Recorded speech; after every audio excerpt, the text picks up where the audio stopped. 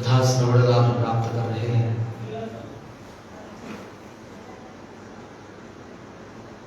भगवान के मंगलमय कथा में आज छठवें दिन के सायंकालीन शुभ वेला में हम लोग उपस्थित हैं। अनेक श्री विष्णु संत चरणारविंद पधारे हैं। सभी का हार्दिक स्वागत वंदन करते हुए भगवान नाम संकीर्तन का आश्रय लेकर के भगवान की मंगलमय कथा में हम सभी प्रवेश करें। श्री राम जय राम जय जय राम। श्री राम जय राम जय जय राम। श्री राम जय राम जय जय राम। श्री राम जय राम जय जय राम। श्री राम जय राम जय जय राम। श्री राम जय राम जय जय राम। श्री राम जय राम जय जय राम। श्री राम जय राम जय जय राम। श्री रघुनंदन तुम्हें प्रणाम। श्री रघुनंदन तुम्हें प्रणाम। श्री राम जय राम जय जय राम। श्री राम जय राम जय जय राम। हे रघुनंदन तुम्हें प्रणाम। हे रघुनंदन तुम्हें प्रणाम। श्री राम जय राम जय जय राम। श्री राम जय राम जय जय राम। श्री रामचंद्र भगवान की जय। कल हम सभी प्रसंग का श्रवण कर रहे हैं। श्री राजा दशरथ के उस सभा में, उस बैठक में श्री विश्वामित्र जी महाराज का अचानक आगमन होता है। भगवान श्री रघुनाथ को मैं लेके जाना चाहता हूँ, ऐसा वो कहते हैं। तो राजा दशरथ थोड़ी देर अचंभित हो जाते हैं। महाराज राजा दशरथ कहते हैं, मागहु भूमि धेनु धन कोसा, सर्वस देव आजु सरोसा। थोड़ी देर के लिए कहते हैं ना महाराज, राम जी के बदले मुझसे पूरा अयोध्या का साम्राज्य मांग लीजिए, अयोध्या का पूरा राजकोष मांग लीजिए, भंडार गृह पूरा भंडार में भेज दो, पूरी सेना भेज दो, लेकिन अपने राम को नहीं दे सकता। इस प्रकार कहते हैं। लेकिन जब श्री वशिष्ठ जी महाराज के द्वारा समझाया जाता है कि न धर्मम आत्मर्थ और रामो विग्रहवान धर्म, इस प्रकार जब समझाते हैं विश्वामित्र जी के लिए कि आप राम को विश्वामित्र को दे दीजिए, तो इस प्रकार समझाने पर राजा दशरथ तैयार भी हो जाते हैं।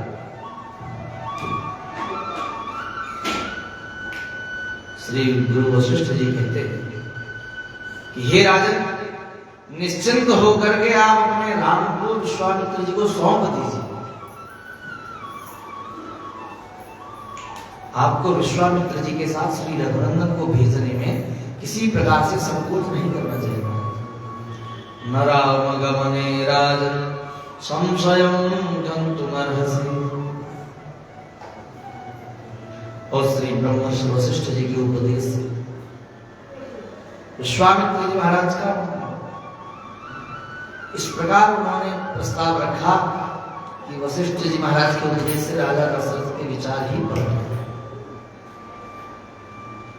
तेषां निग्रहणे शक्तः स्वयं च कुसिकात्मजः तव पुत्रहितार्थाय त्वामुपेत्याभियाचते। हे राजे, आप ऐसा समझते हैं क्या कि मुनि मारीच के लिए आए हैं, मारीच के नाश के लिए।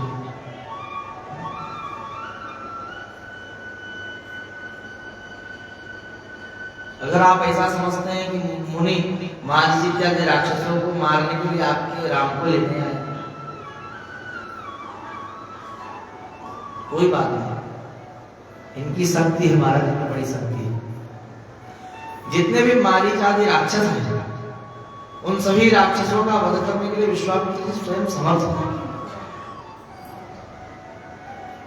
विश्व में सबसे अधिक शस्त्रास्त्रों का संकलन बैठे विश्वामित्र, बहुत सारी दिव्य शक्तियां उनके पास उपलब्ध है, प्राप्त है। ऐसा नहीं है कि मारीच आदि राक्षसों को विश्वामित्र जी मार नहीं सकते। मारीच आदि राक्षसों को विश्वामित्र जी अकेले मार सकते हैं, परंतु उनके यहाँ आने का वास्तविक प्रयोजन क्या है, इसे समझिए। इतना सामर्थ्यवान होते हुए, इतना समर्थ होते हुए भी विश्वामित्र जी आपसे याचना क्यों करेंगे? इसका उत्तर से वशिष्ठ जी महाराज देते हैं कि विश्वामित्र जी बड़े परोपकारी संत हैं। अपना स्वाभिमान अनेक हजार वर्षों की तपस्या के फलीभूत उनके पास जो दिव्य शक्तियां हैं, वो शक्तियां होने के बावजूद भी अपने स्वाभिमान का त्याग करके आपके दरबार में याचक के रूप में आकर के आपके पुत्र राम को मांग रहे। इसलिए मांग रहे तब पुत्र हितार्थाय, उनके लिए अपना कुछ नहीं, राम का ही जो वैभव है उसका विस्तार होता है। श्री राम के वैभव का विस्तार है। पूरे संसार को राम के रामत्व का दर्शन कराने वाले हैं श्री विश्वामित्र जी। इसलिए बिना बुलाए आपके पास आकर के आपसे याचना किया है।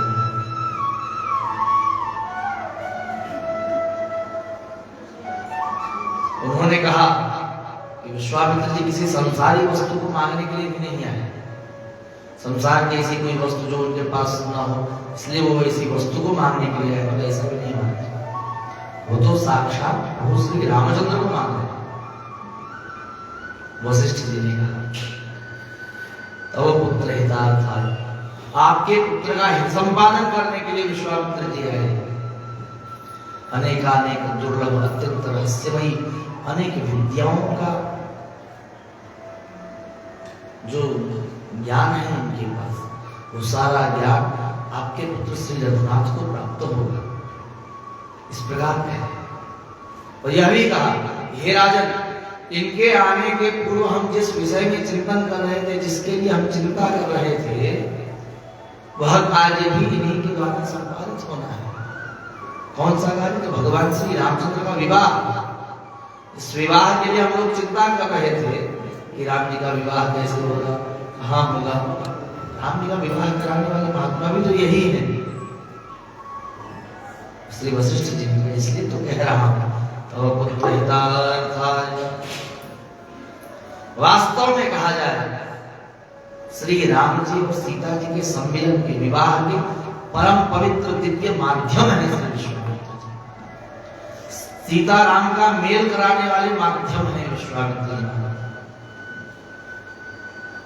उन्होंने अपनी याचना में कहीं कोई ऐसा कुछ बाधा नहीं भूमिका,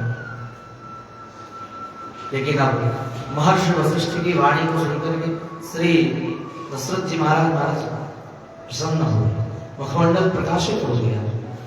जितनी भी शंकाएं आशंकाएं सब नष्ट हो गई। प्रसन्नता पूर्वक राजा दशरथ ने श्री राम जी का आवाहन किया, बुलाया राम और कहा कि राम जी,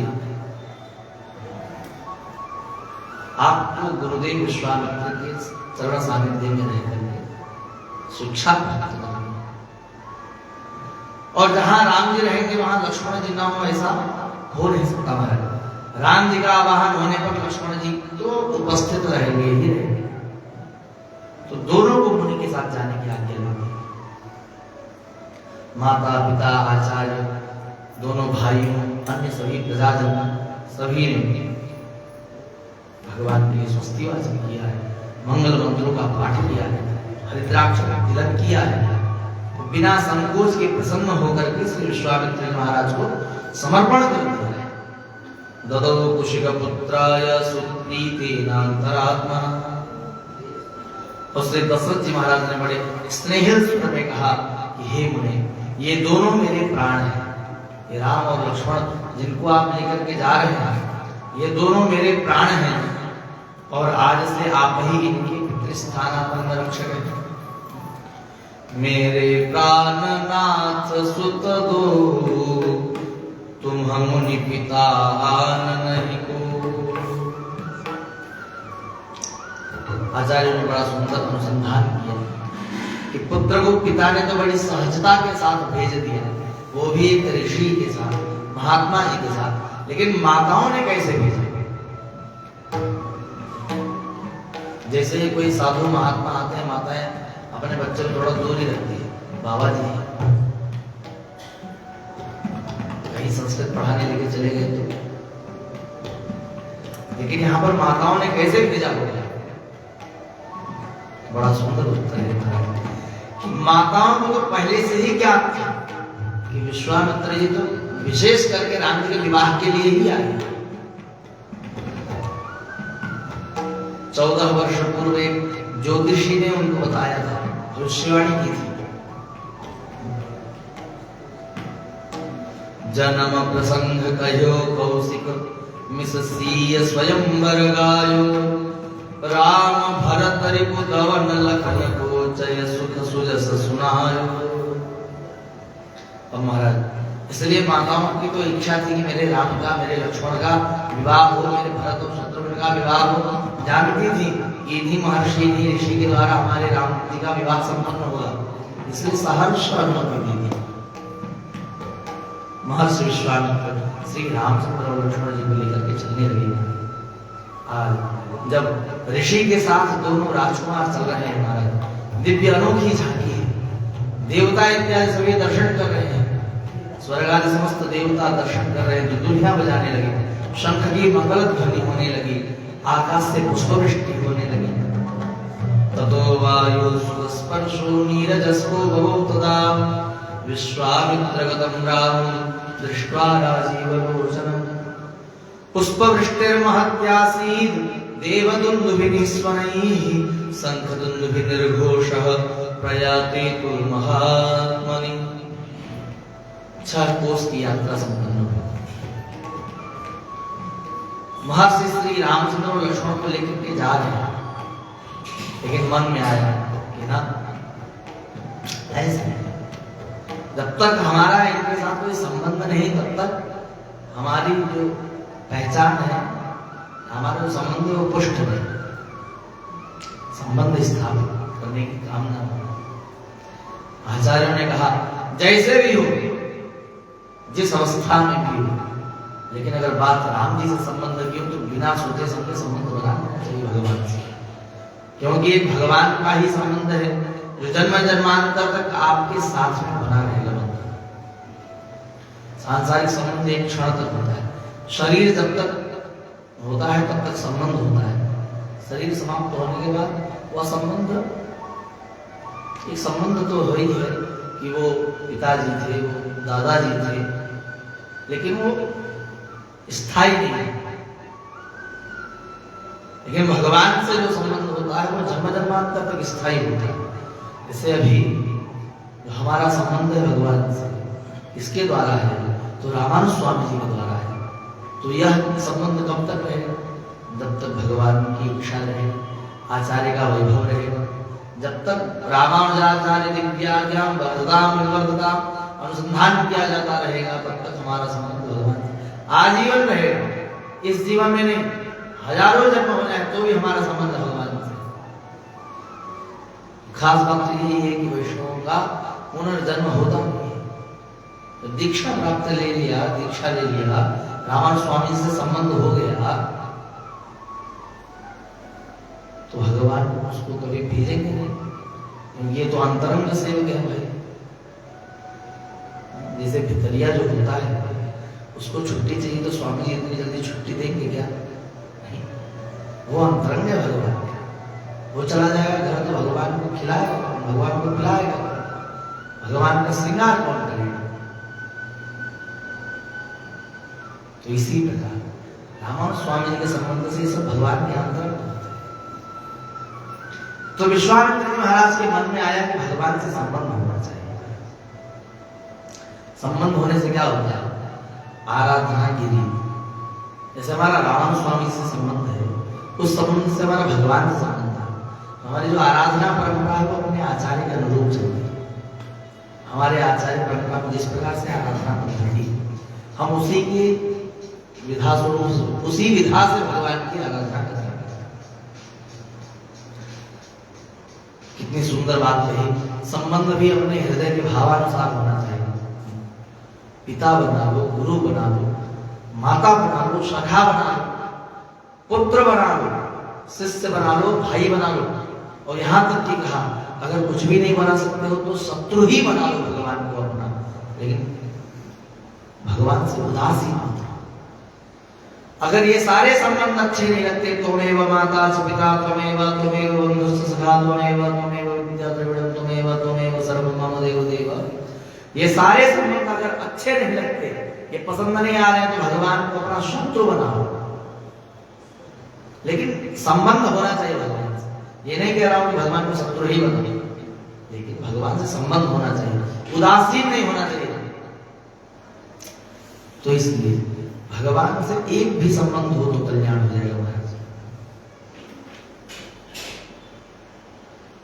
श्री आचार्य जी कहते थे कि एक बार उनसे किसी व्यक्ति ने पूछा कि महाराज हम तो न राम जी से दुश्मनी रखते हैं, न राम जी से दोस्ती ही रखते हैं।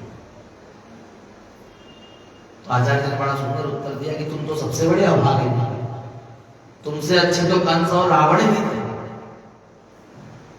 जिनको भगवान का दर्शन भी हुआ, बाद में भगवान की शरणागति भी हुई, भगवत कृपा से मोक्ष भी प्राप्त हुआ।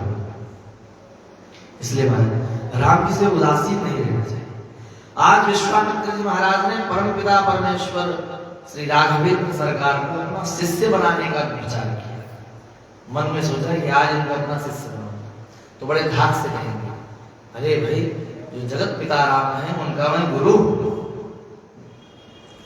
महर्षि ने आज्ञा दी कि हे वत्स, अविलंब जाओ सरयू जल में आचमन इत्यादि करो और मुझसे बला अतिबला नाम से प्रसिद्ध मंत्र समुदाय को ग्रहण करो।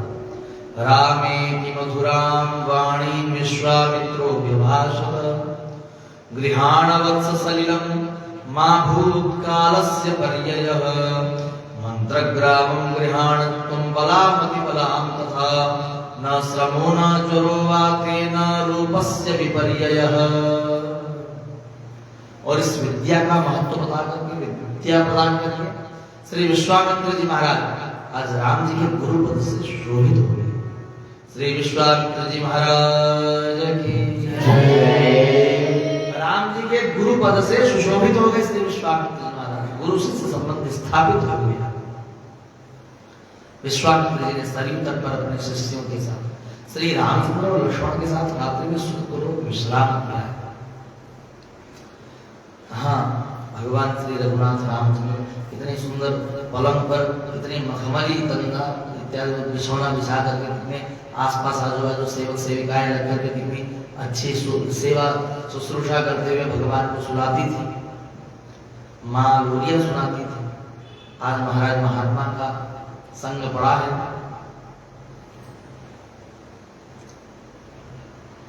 इस प्रकार विश्राम किया तो आज हमारे राम जी ने महाराज तिनको और पत्तों के बिछौने पर शयन किया है। दोनों राजकुमारों को जगाते हुए मुनि कहते हैं, हे कौशल, हे कौशल्यानंद संवर्धन, प्रातः काल की संध्या का समय हो रहा है, उठो और अपने दैनिक देव संबंधी कार्यों को संपन्न करो। तो भगवान को किस प्रकार जगाते हैं? तो मां कौशल्या की तरह जगाते हैं। कौसल्या सुप्रजा राम पूर्वा संध्या प्रवर्तते उत्तिष्ठ नरशार्दूल कर्तव्यं दैवमान्वितम्। कौसल्या सुप्रजा राम, मुनि कहते हैं कि हे लाल जी उठो, आपकी निद्रा के समय की शोभा का तो मैंने दर्शन कर लिया, अब जागते समय में आपकी जो शोभा है उसका मैं दर्शन करना चाहता हूँ। अद्य मे सफलम जन्म सुप्रभाता समे निशा यदुन्निद्राब्जपत्राक्षं विष्णो द्रक्ष्याम्यहम्। इस प्रकार श्री राम जी को आज गुरु ने इतना वात्सल्य प्रदान किया है, वात्सल्य सुर प्रदान किया है। वैसे तो राम जी को उठाने की आवश्यकता नहीं पड़ सकती, लेकिन मातृ स्थानापन्न होकर मां कौशल्या की तरह राजा दशरथ की भांति ठाकुर जी को नींद से जगा रहे हैं, भगवान का मनोरंजन भी करते हैं विश्वामित्र जी, उन्हें कथा भी सुनाते हैं। वात्सल्यमयी मां की भांति उनको अनेक प्रकार की सुंदर सुंदर कथाओं को सुना करके शयन भी कराते हैं, क्योंकि राजा दशरथ ने कहा था महाराज कि आप तो महात्मा हो, ये हमारे बच्चों को लेके जाओगे, कैसे पालोगे, क्या खिलाओगे, क्या पिलाओगे, कैसे सुलाओगे, कैसे जगाओगे। कहा था विश्वामित्र जी आज माँ का भी किरदार निभा रहे हैं, पिता का भी किरदार निभा रहे हैं। बड़ी सुंदरता के साथ राम जी को शयन भी कराते हैं, वात्सल्यमयी मां की भांति राम जी का उत्थापन भी कराते हैं। कथा रामो नृपात्मजो रमयामास धर्मात्मा कौशिको मुनिपुंगवः। तो इस प्रकार बड़ी मनोहर कथाओं को सुनाते हुए राजकुमारों का मनोरंजन करते हैं।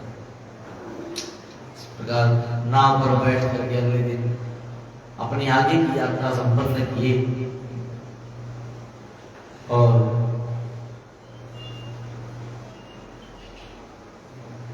सरयू और गंगा का संगम का भगवान श्री रघुनाथ ने दर्शन किया है।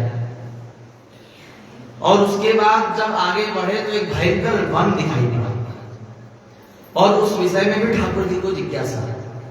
जैसे बच्चा होता है उसको हर बात की जिज्ञासा होती है, ये नदी सरयू मैया का दर्शन करेगा, ये नदी कहाँ से आई, उधर किधर जा रही है, सारी जिज्ञासा होती तो पूछते हैं ना। जैसे ठाकुर जी को भी जिज्ञासा होती है, अपने गुरुदेव भगवान से पूछते हैं विश्वामित्र जी महाराज से कि गुरुदेव ये इतना भयंकर जंगल यहाँ कैसे। तो इस प्रकार जब पूछे तो बताते हैं कि हे रघुनंदन, इस स्थान पर दो नगर थे, मलद और करुष्णा, दोनों बहुत समृद्ध थे, परंतु यहाँ पर सुगेती पुत्री यक्षिणी ताटका आई, मारीच की माता, और वह स्वयं 1000 हाथियों का बल धारण करती है। तो हे रामभद्र, हे रामचंद्र, उसने ही दोनों नगरों को उजाड़ दिया, वीरान बना दिया और ये जंगल के रूप में परिवर्तित हो गए महाराज। और वह दुष्टा इस 6 कोस के इस जंगल को, मार्ग को घेर करके इस वन में रहती है। मलदांश्च करुषांश्च ताटका दुष्टचारिणी सेयं पंथा नमावृत्य वसत्यत्यर्थ योजने। तो हे रघुवीर, इस ताटका को, इस दुराचारिणी को अपने बाहुबल का आश्रय लेकर के मार डाला और इस देश को निष्कंटक व्यथारहित कहते हैं। और मैं स्त्री की हत्या कैसे करूं अगर तुम इन सब मतलब इस कार्य में यह स्त्री का वध नहीं करना चाहिए, धर्मशास्त्र से विरुद्ध है यह कार्य, इस पर विचार करोगे तो फिर नहीं हो पाएगा महाराज। इस पर विचार न करो, इस दुष्टा पर दया न करो। विरोचन की पुत्री मंथरा समस्त पृथ्वी का नाश करना चाहती थी, उसके इस विचार को जान करके देवेंद्र इंद्र ने उसको मार डाला। इसी प्रकार जो लोक के कल्याण के लिए हो उसमें विचार नहीं करना चाहिए महाराज। श्रूयते पुरा शत्रो विरोचन सुतां नृप पृथ्वीं हन्तुमिच्छन्तीं मंथरामभ्यसूदयत् विष्णुना च पुरा राम भिगुपत्नी पतिव्रता अनिद्रं लोकमिच्छन्ति काव्यमाता निशोधिता। तो हे राजकुमार, तुम भी मेरी आज्ञा से स्त्री को नहीं मारना चाहिए, इस प्रकार की करुणा का परित्याग करके इस क्रूर राक्षसी ताटका का वध करो, इस प्रकार से गुरुदेव विश्वामित्र ने कहा। तस्मादेनाम घृणाम त्यक्त्वा जहिमच्छासनान् नृप। और एक बार नहीं, विश्वामित्र जी महाराज ने 5 बार कहा, 5 बार कहा है कि राम ताटका का वध कर डालो। भगवान श्री रघुनंदन राघवेंद्र भी मौन होकर के स्वीकार करा।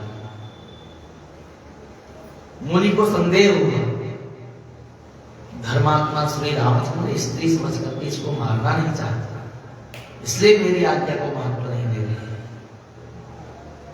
अब महर्षि का यह मनोभाव समझ करके भगवान श्री रामचंद्र हाथ जोड़ करके कहा, राघव प्रांजलिर्भूत्वा प्रत्युवाच दृढ़व्रतः।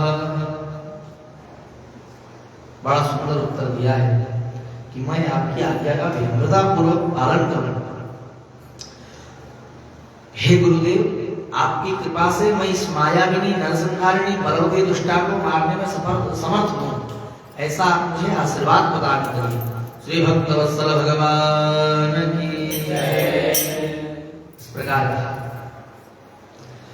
कि भगवान श्री रामचंद्र ने कहा कि प्रभु, मेरे पिताजी ने मुझे जो उपदेश दिया था, आज मैं आपकी आज्ञा को सिरोधार्य करता हुआ, शंका रहित होकर के आपकी आज्ञा का पालन करता हुआ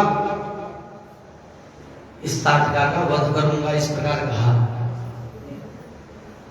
एकदम स्पष्ट शब्दों में कहा है भगवान ने।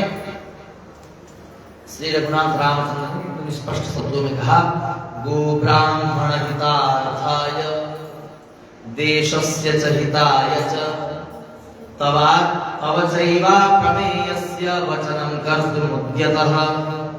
गो ब्राह्मण हितार्थाय देशस्य च हिताय च।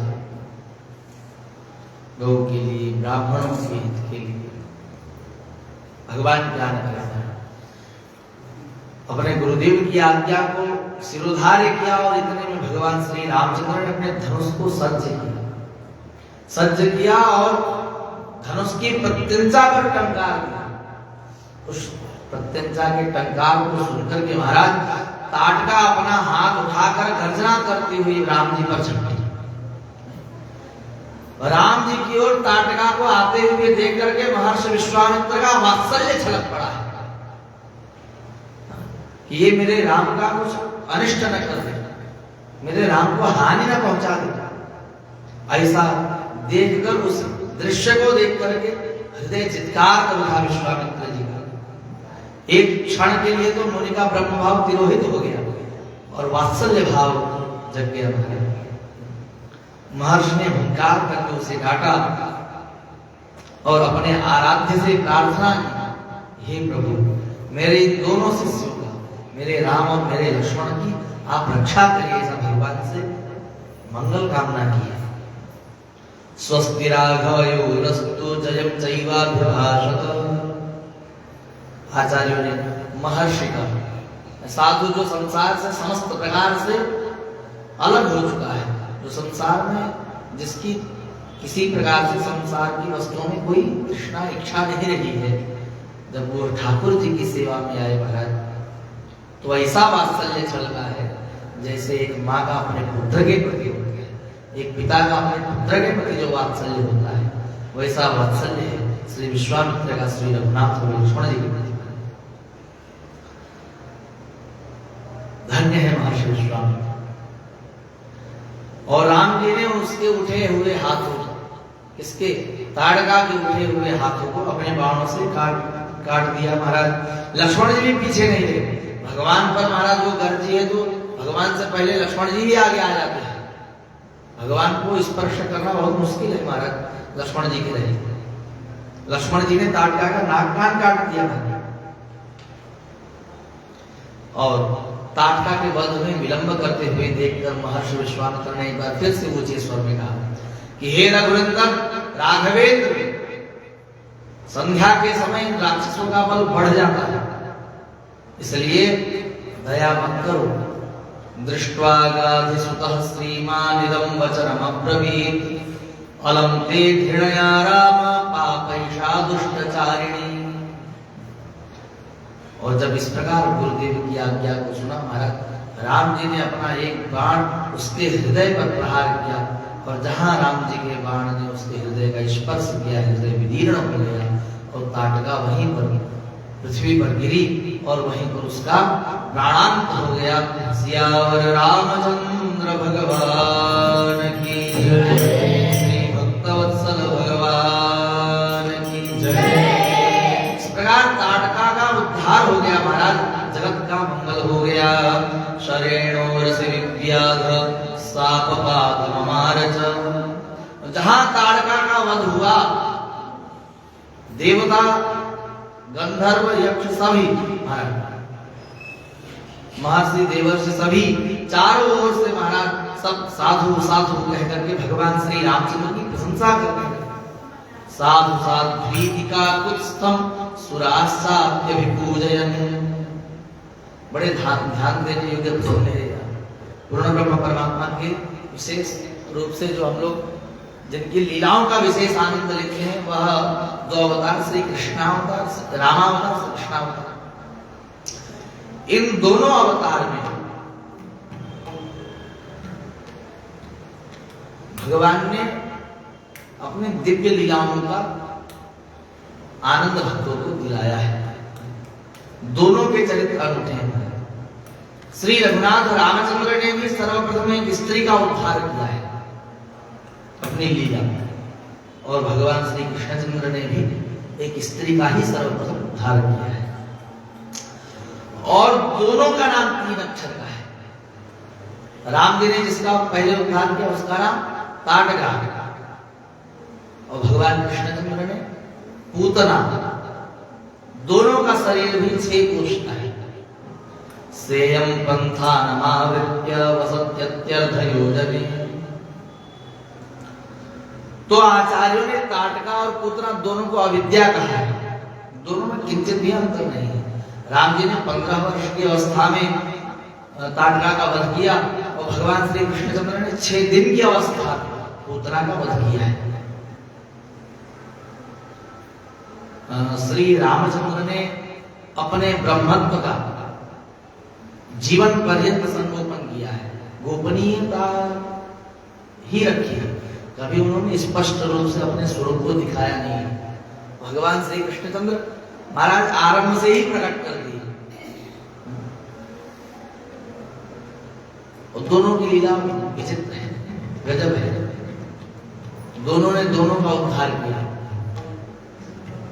रामावतार में भगवान ने आंख से देख करके ताटका को मारा है, तो कृष्णावतार में पूतना के वध के समय भगवान श्री कृष्णचंद्र ने अपने नेत्रों को बंद कर लिया है।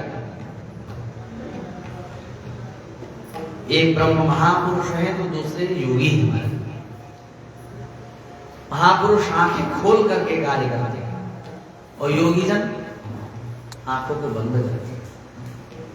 तो इस प्रकार भगवान की यह जो लीलाएं हैं बड़ी दिव्य है। इनका अनुसंधान करके आनंद लेना चाहिए।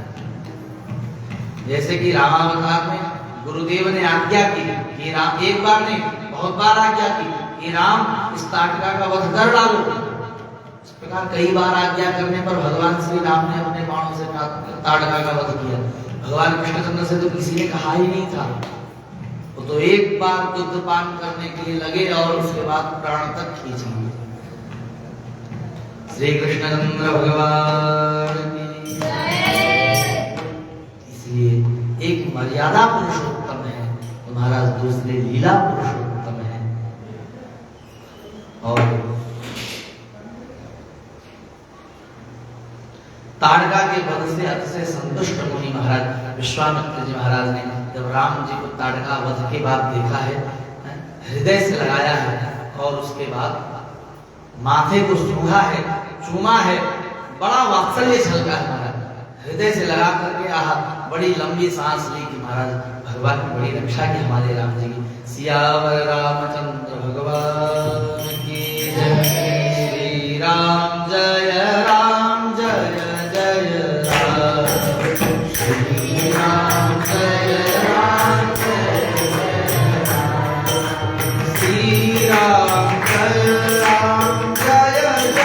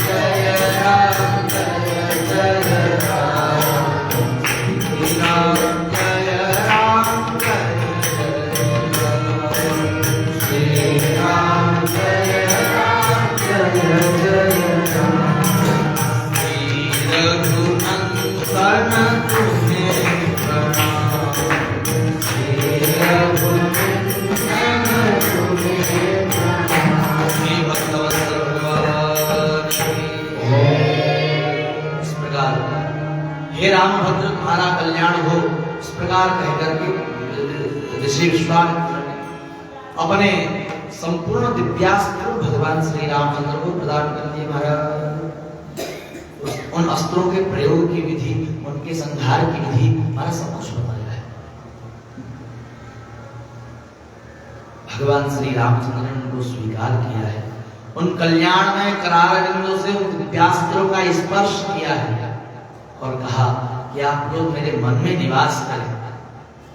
और इस प्रकार ताटका वन से प्रस्थान करके भगवान श्री रामचंद्र गुरुदेव विश्वामित्र के साथ श्री लक्ष्मण महाराज के साथ कहाँ पहुंचे? तो सिद्धाश्रम के निकट पहुंच गए। श्री विश्वामित्र जी महाराज ने कहा राम जी से कि राम जी, अब हम लोग परमोत्तम सिद्धाश्रम के सन्निकट पहुंच गए हैं। हे वत्स, यह आश्रम जिस प्रकार से मेरा है उसी प्रकार से यह आश्रम तुम्हारा है। यहाँ की समस्त वस्तुओं पर, सभी चीजों पर तुम्हारा अधिकार है।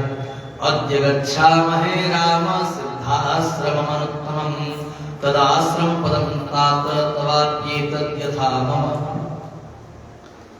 सिद्धाश्रम पहुंचने पर महाराज विश्वामित्र जी महाराज के जितने शिष्य प्रशिष्यगण हैं, वहाँ के तपस्वी जन हैं, सब में आनंद की लहर दौड़ पड़ी। सब प्रेम से उछलने लगे, कूदने लगे।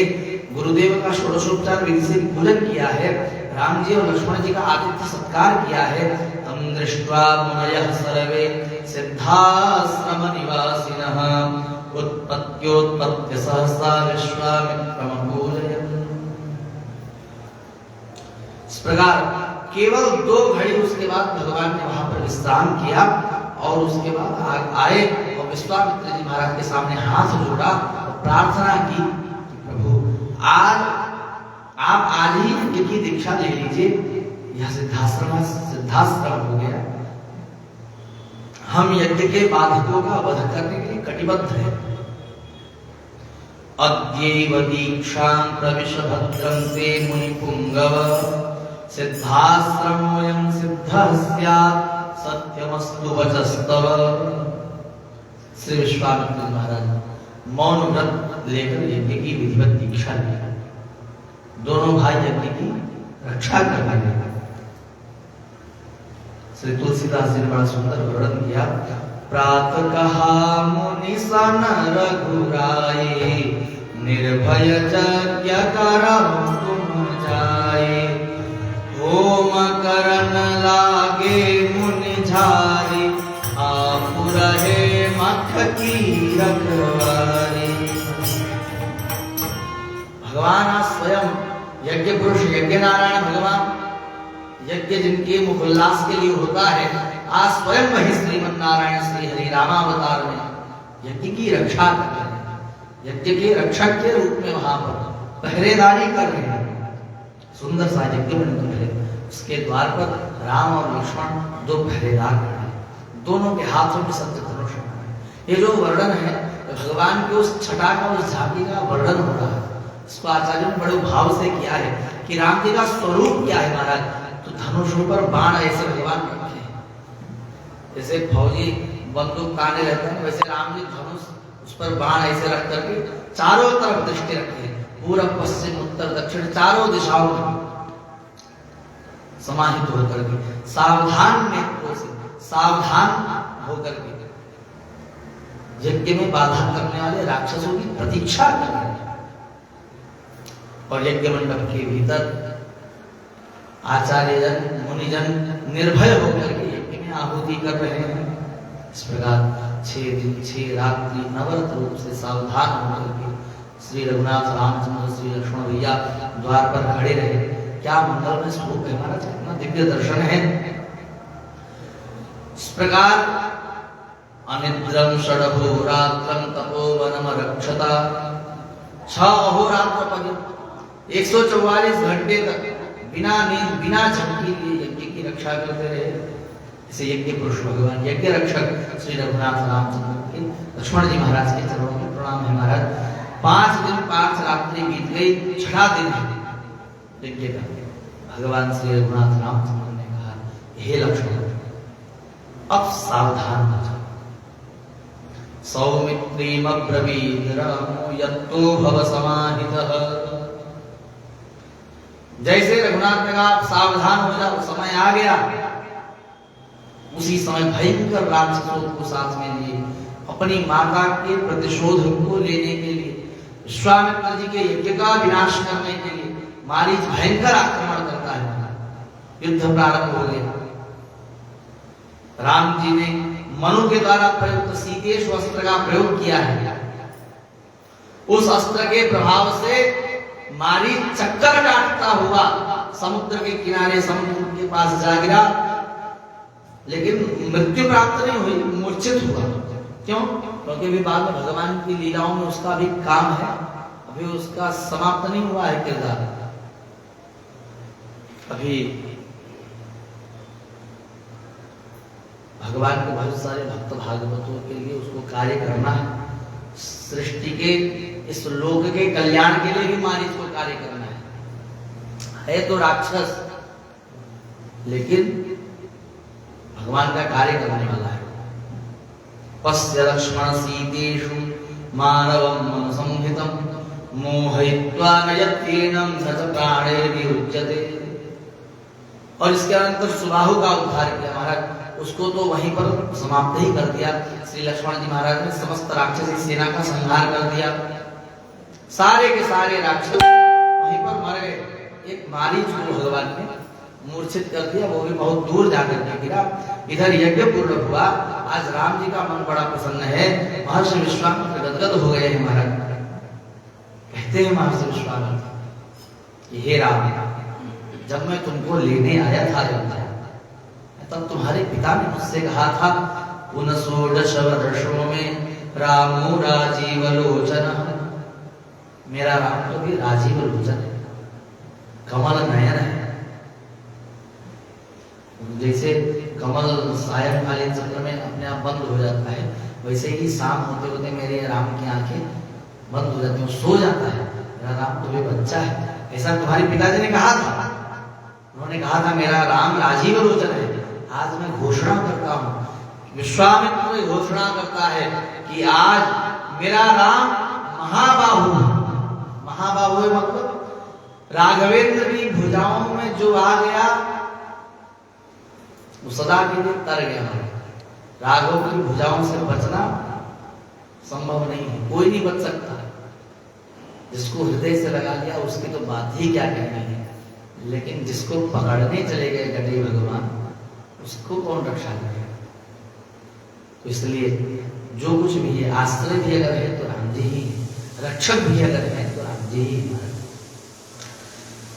ये भुजाएं भगवान की अपने आश्रित जनों को खींच करके हृदय से लगा लेती है, अभूतपूर्व अपूर्व वात्सल्य प्रदान करती है। लेकिन अगर भगवान के उन्हीं अनन्य सेवकों को कोई कष्ट देता है तो ऐसे पापियों को भगवान को भुजाएं छोड़ती भी नहीं है। कृतार्थोस्मि महाबाहो कृतं गुरुवचस्त्वया। इस प्रकार हे महाबाहो, आज मैं कृतार्थ हूँ। इस प्रकार कह करके बड़ी प्रसन्नता के साथ राम जी के लिए बड़ा मंगल कामना किया है विश्वामित्र जी ने। उसके बाद सायंकालीन सत्र, दोनों भाइयों ने संध्या की, संध्योपासना की, यज्ञ में ही, यज्ञशाला में ही विश्राम किया है। प्रातः काल उठकर गुरुदेव के चरणों में प्रणाम किया, पूछा कि आपके ये दोनों कैंकर्य करने वाले सेवक आपके चरणों में उपस्थित हैं गुरुदेव, कोई कैंकर्य हो, कोई सेवा हो तो आप हमें आज्ञा करें। इमौस्मा मुनिशार्दूल किंकरौ संपादतो आज्ञापय मुनिश्रेष्ठ शासनम करवावकिम। महाराज किंकरौ मुनिशार्दूल किंकरौ संपादतो, किंकरों का जो भाव है कि आपने अपने भक्ति भाव से हमें खरीद लिया है, हम आपके दास हैं।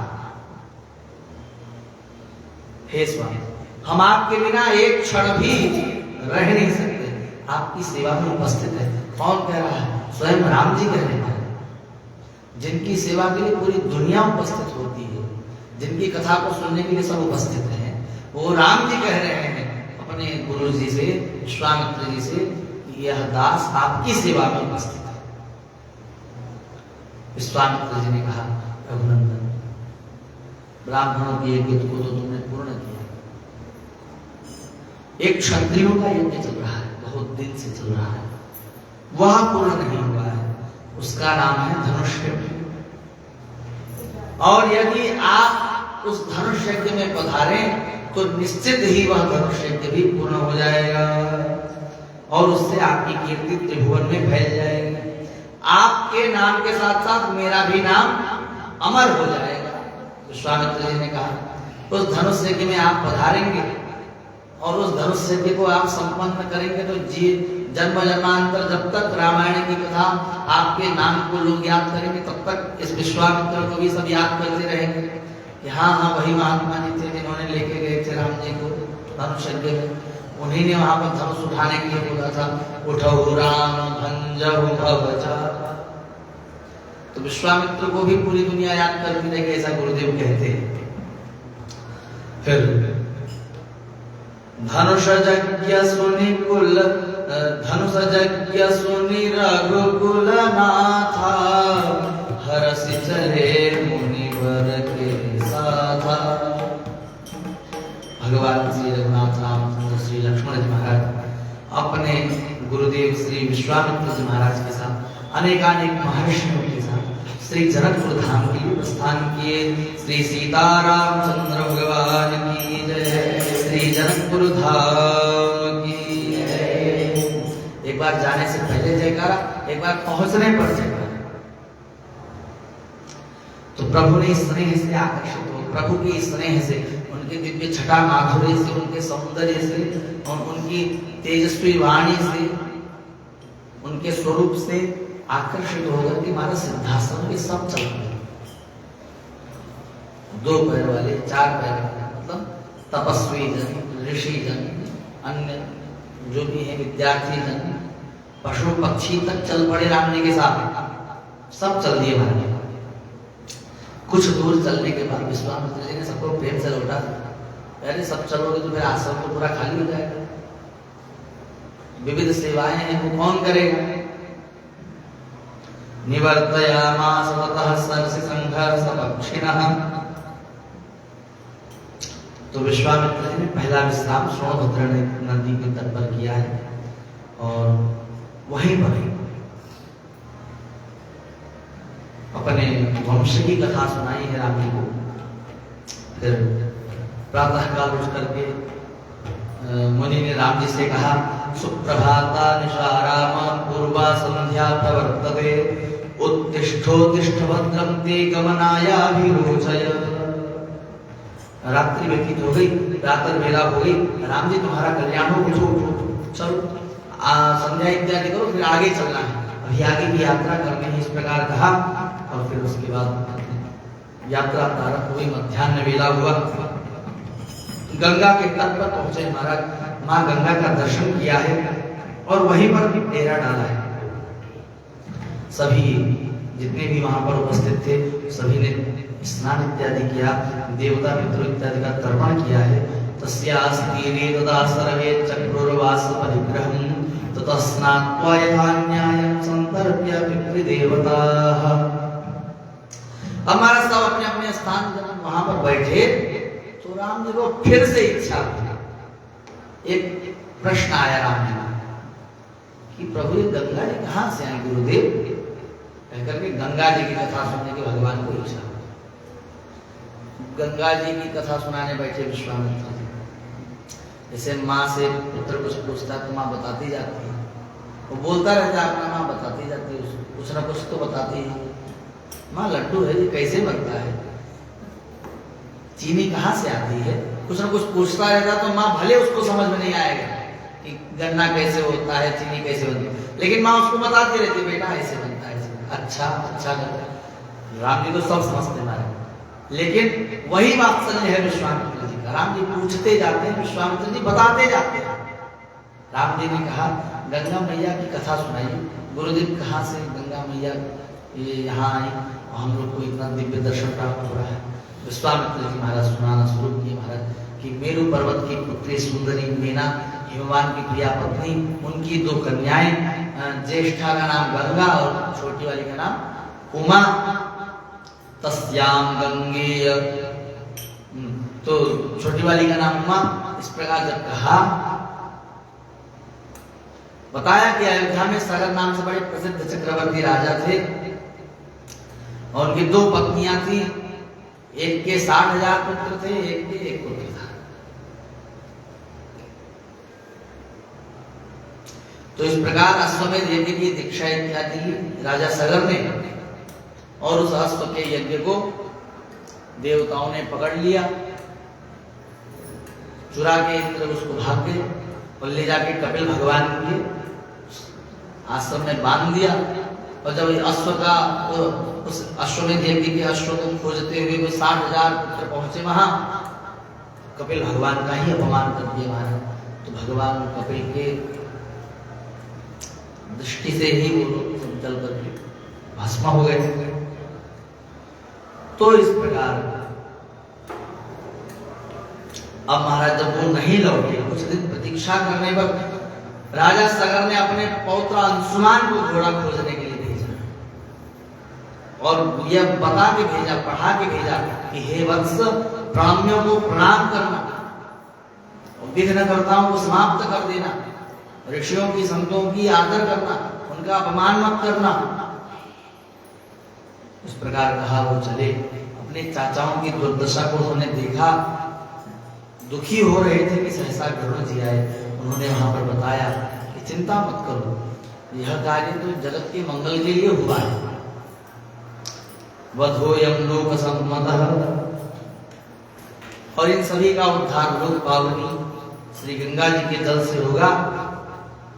अभी तुम अपने अश्व को ले जाओ, उस यज्ञ को पूर्ण करो कहकर उन्होंने भेजा। अश्वमेध यज्ञ संपन्न हुआ। उसके कुछ दिन पश्चात राजा सगर स्वर्ग चले गए। अंशुमान जी महाराज राजा बने। उन्होंने भी अपने पुत्र दिलीप को राज्य इत्यादि देकर के हिमालय पर चले गए। वहां पर गंगा जी को भूतल पर लाने की कामना से घनघोर तपस्या की महाराज, असफल रहे। तपस्या असफल रही, लेकिन फिर भी प्रभावशाली। ऐसा नहीं कि उसका कोई औचित्य नहीं।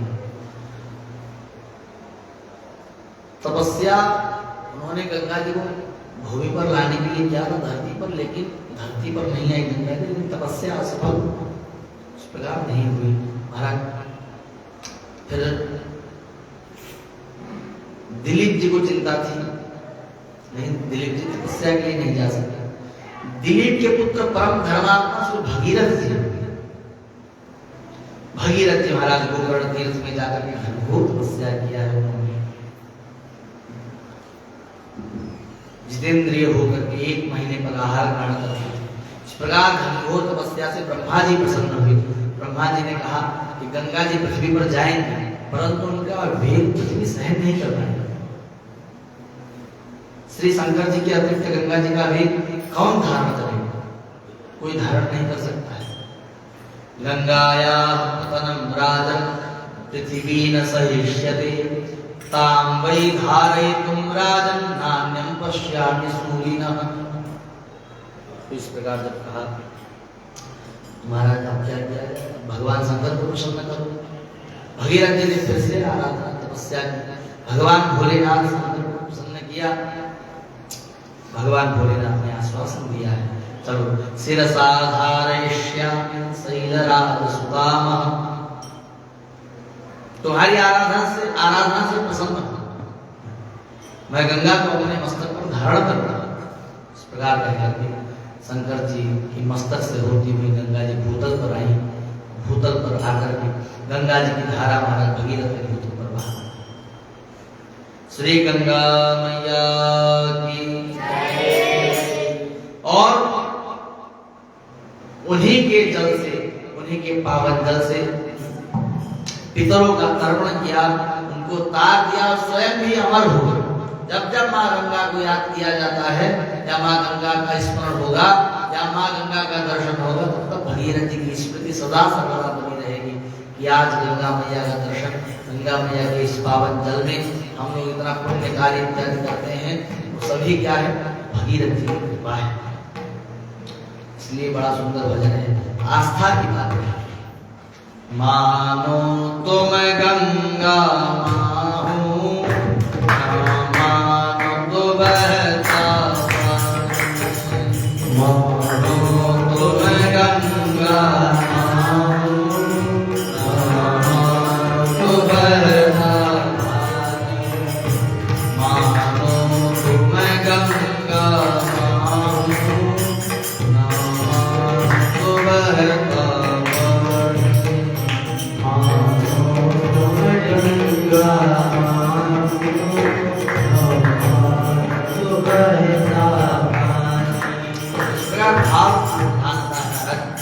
लोगों को दिखता है कि वो केवल जलधारा है, लेकिन न समस्त पापों को, शरीर जन्य समस्त विकारों को दूर करने वाली माता।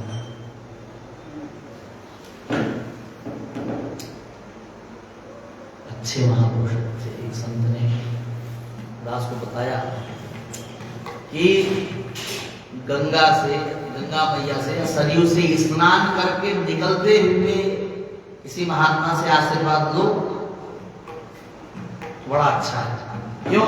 क्योंकि गंगा के जल का स्पर्श स्नान करके जब वह निकलेंगे तो उस समय शरीर पूर्ण रूप से पवित्र होता है।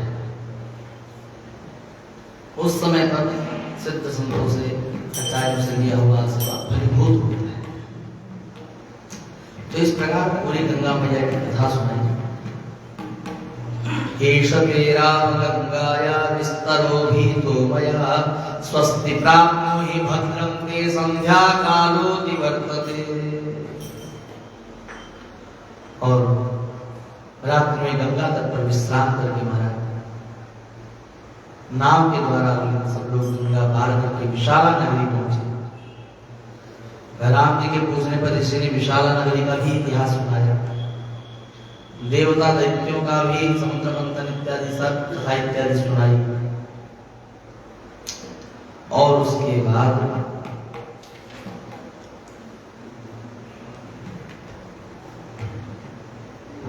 वहां पर उन्होंने कहा श्री राम जी से, गुरुदेव ने लक्ष्मण जी से कि आज हम लोग यहीं पर आनंद पूर्वक शयन करेंगे और यहाँ से प्रातःकाल मिथिला को निकलेंगे, वहां पर राजा श्री जनक का दर्शन करेंगे। इहाद्य रजनी में काम सुखम स्वप्स्यामहे वयम्, स्वः प्रभाते नरश्रेष्ठ जनकं द्रष्टुम अर्हसि। इस प्रकार राजा सुमति भी महर्षि का आगमन सुनकर के आए महाराज दौड़े दौड़े, और विश्वामित्र जी सहित श्री रामचंद्र और लक्ष्मण जी का आतिथ्य सत्कार किया है। और महाराज जब यहाँ से प्रातः काल मिथिला नगरी को चले, मिथिला की शोभा को देख करके सब महात्मा साधु साधु कह करके प्रशंसा करने लगे। मिथिला नगरी की शोभा का इतना सुंदर दर्शन है। ताम दृष्ट्वा मुनयः सर्वे जनकस्य पुरीं शुभा, साधु साध्वीति संसन्तो मिथिलां समपूजयन्। मिथिला के उपवन में अत्यंत उजाड़ वीरान आश्रम लेकर के राम जी ने विद्या सदी।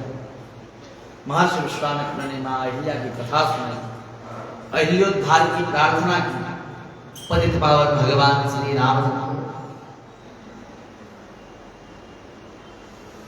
अपनी करुणामयी कृपामयी दृष्टि अपने चरणों के रस के द्वारा मां अहिल्या का उद्धार कर रही।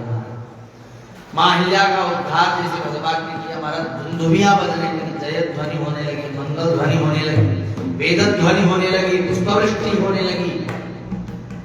महान तेजस्वी महर्षि गौतम की अपनी प्राण प्रिया पत्नी को अहिल्या जी को पाकर सुखी हो गए। गौतमोपि महातेजा अहल्या सहितः सुखी।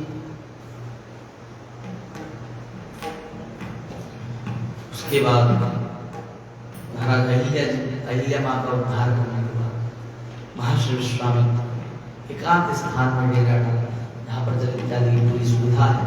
ब्रह्मर्षि विश्वामित्र का आगमन सुनकर के राजा जनक आए। राजा अपने कुलाचार्य सदानंद जी के साथ आए।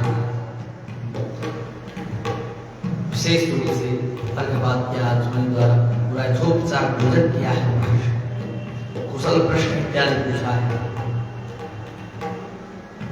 और उसके बाद जब राम जी और लक्ष्मण जी दिव्य मनोहारिणी छटा का जब दर्शन किया, इसने राजा जनक ने उनके शस्त्र अस्त्र बलिष्ठ व्यक्तित्व अनुपम सौंदर्य माधुर्य का जब दर्शन किया तो विभोर हो गए। उनके जन्म जन्म के संस्कार स्नेह हो गए, स्नेह संस्कार जग गए। और श्री रामचंद्र और श्री लक्ष्मण जी के प्रति उनका सहज वात्सल्य भाव मुखरित हो गए। बड़े स्नेह विभोर स्वर में पूछा, हे महर्षि, ये देवतुल्य पराक्रमी ये दोनों कुमार कौन है? इनकी गति मत्तम गजेंद्र की भांति और अपने मनोहर स्वरूप से कोटि कोटि गंधर्व दर्प को विखंडित कर रहे हैं, किसके पुत्र हैं? कहु नाथ सुंदर दो बालक, मुनि कुल तिलक नृप कुल पालक। कहु नाथ सुंदर दो बालक, मुनि कुल तिलक की नृप कुल पालक। विश्वामित्र जी महाराज ने कहा, हे राजा, ये दोनों चक्रवर्ती राजा दशरथ श्री दशरथ जी महाराज के पुत्र हैं, मेरे यज्ञ की रक्षा के लिए पधारे हैं।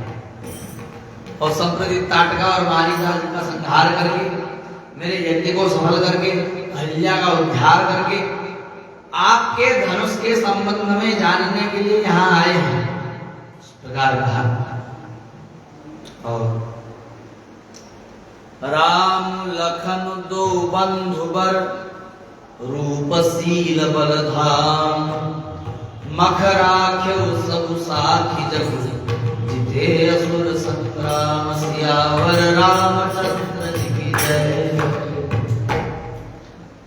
इस प्रकार जब राम जी का पवित्र नाम सुना, महाराज इधर गौतम ऋषि के ज्येष्ठ पुत्र अहिल्यानंदन शतानंद जी अत्यंत उत्सुकता से पूछते हैं, हे महर्षि, क्या मेरे राम जी ने मेरी माता जी का उद्धार कर दिया? आपने मेरी माता जी की कथा सुनाई क्या राम जी को?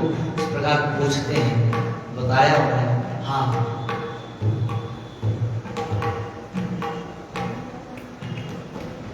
आपकी मां श्राप मुक्त हो गई, इस प्रकार बताया है। विश्वामित्र जी ने कहा, हे सदानंद, मैंने अपने कर्तव्य का भली भांति निर्वाह किया।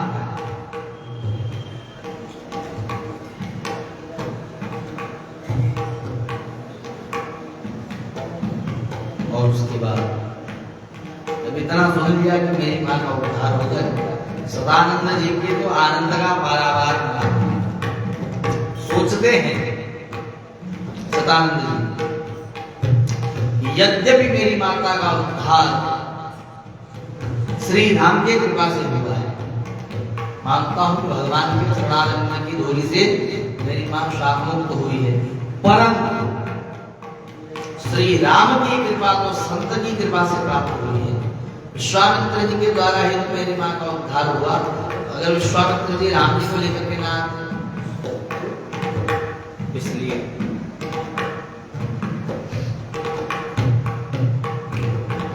विश्वामित्र जी की कृपा का पूरा अनुसंधान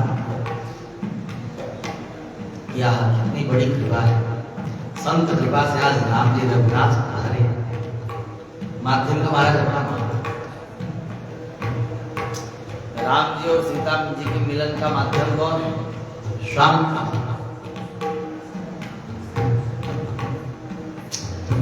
महाराज भगवान को इसका चरित्र सुनाया जाए रघुनाथ में, तो लो महाराज गुरुदेव का ही चरित्र सुनाया। गुरुदेव की तपस्या के बारे में बताया कि जिनके साथ आप आए हैं वो कोई मामूली नहीं है महाराज, बड़ी लंबी कथा है।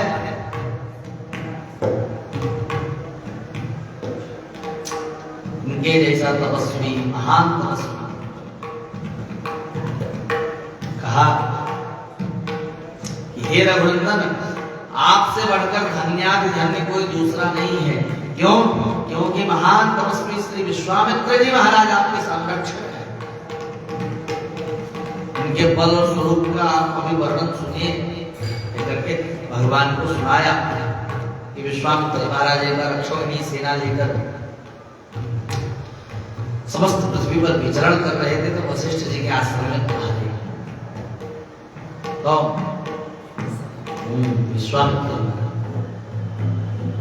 विश्वामित्र जी ने बड़े विनय पूर्वक मुनि को प्रणाम किया और वशिष्ठ ऋषि ने बड़ा हृदय से स्वागत सत्कार किया, अभिनंदन किया। कहा कि हे महाबलवान राजा, आपने मेरे आश्रम पर पधार कर आज मुझे सनाथ किया है। बताइए मैं आपकी सेना और आपका किस प्रकार से स्वागत करूं। इस प्रकार बहुत सुंदर स्वागत किया। आतिथ्यम कर्तुमिच्छामि बलस्यास्य महाबल तव चैवा प्रमेयस्य यथार्हं सम्प्रति क्षमे। और बड़ा सुंदर वर्णन भी किया, आतिथ्य किया और कहा कि आज आपको यही पसंद। जब इस प्रकार से कहा तो विश्वामित्र जी महाराज ने स्वीकार कर लिया, लेकिन सोच ही रहे थे कि इतनी सेना है इसे खुआएंगे। राजा ने स्वीकार किया। मुनि ने अपनी काम थे उसे प्रार्थना, हे सबला सरस पदार्थ अन्न पान ले ये जो से संयुक्त अनेक अभीष्ट पदार्थों की वर्षा करो, ढेर लगा दो। आज मैं सैन्य विश्वामित्र जी का स्वागत करना चाहता हूं। इस प्रकार से अपने गौ से कहा। रसेनान्नेन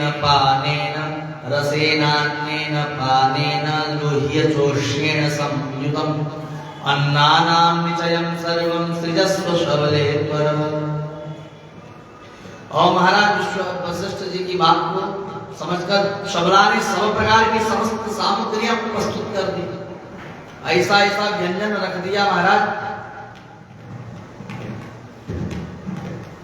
पूरा राजभोग लगा दिया। राजा स्वागत से प्रसन्न हो गए और इसमें भी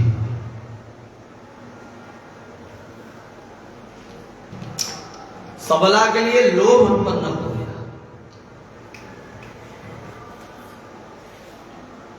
सबला के लिए लोभ उत्पन्न। राजा विश्वामित्र ने सोचा, अरे ऐसी निधि तो हमारे पास होनी चाहिए। उन्होंने कहा श्री वशिष्ठ जी महाराज से, हे ब्रह्मर्षि, आप 1 लाख गौ ले लीजिए हमसे और सबला को बना दीजिए। यह तो रत्न है और रत्न पर रत्न का अधिकारी राजा होता है। गवां शतसहस्रेण दीयतां सबलाम रत्नम ही भगवन्नेतद् रत्नहारी च पार्थिव।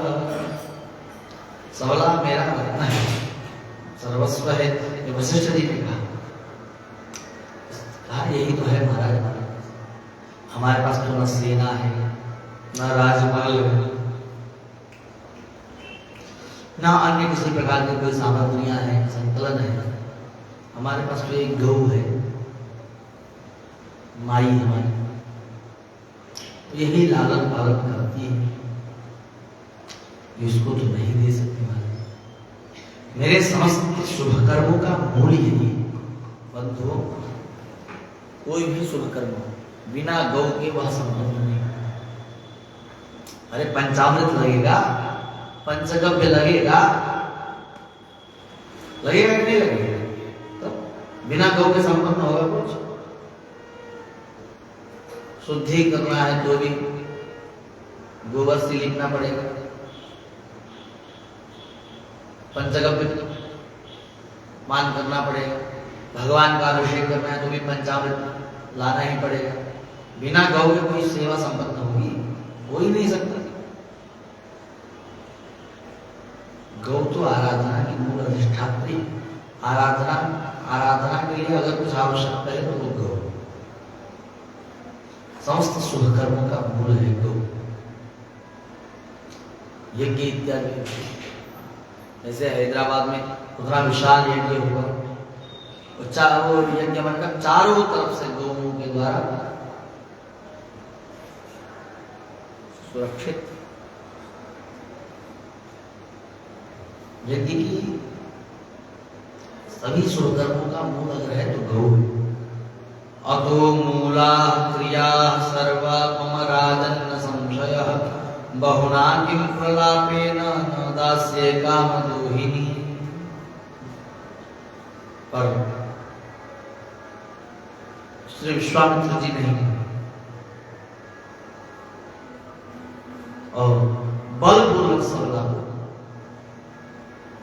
ले जाने लगे। गौ रुदन करती हुई, अश्रु वर्षण करती हुई, हम्बा इत्यादि करती हुई बोली उनकी वशिष्ठ जी से, हे ब्रह्म कुमार, आपने मेरा परित्याग क्यों कर दिया? मुझसे ऐसा क्या अपराध? वशिष्ठ जी ने कहा, हे सबला, मैं कभी तुम्हारा परित्याग नहीं कर सकता। तुमने मेरा कोई अपराध भी नहीं किया है। यह महाबली राजा बल से उन्मत्त होकर के तुम्हें मुझसे छीन करके ले जा रहा है। राजा कहा, न त्वां त्यजामि स्वबले नापि मे प्रकृतं त्वया एष त्वां नयते राजा बलान्मत्तो महाबलः। तो इस प्रकार सबला ने भी महर्षि की आज्ञा से महाराज विश्वामित्र की सारी सेना नष्ट कर दी। विश्वामित्र जी के 100 पुत्र वशिष्ठ जी पर सम्मिलित आक्रमण किए, लेकिन महर्षि ने हुंकार मात्र से सबको भस्म कर दिया। एक ही पुत्र को छोड़ा, एक ही पुत्र बचा था। उसे अब राज्य का सारा भार सौंप करके विश्वामित्र जी चले गए तपस्या करने वाला, घनघोर तपस्या की। लेकिन उनकी तपस्या में बहुत सारे विघ्न आए।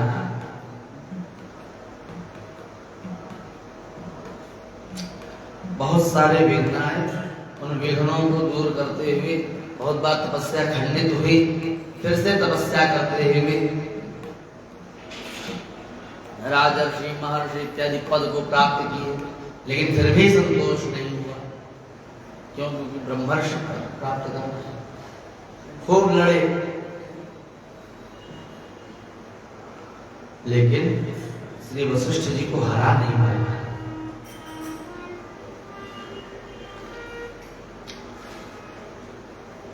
हर बार जाते तो हर बार हार ही सामने देखना पड़ता। अरे बड़े बड़े अस्त्र शस्त्रों का प्रयोग किया, सब व्यर्थ हो गया।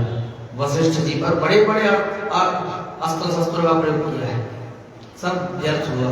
तुरंत कहा उन्होंने, धिक् बलम क्षत्रिय बलम ब्रह्म तेजो बलम बलम एकेन ब्रह्मदंडेन सर्वास्त्राणि हतानि। अरे धिक्कार है, इतने सारे अस्त्र शस्त्र एक ब्रह्मदंड के सामने टिक नहीं पाए। खूब भयंकर है।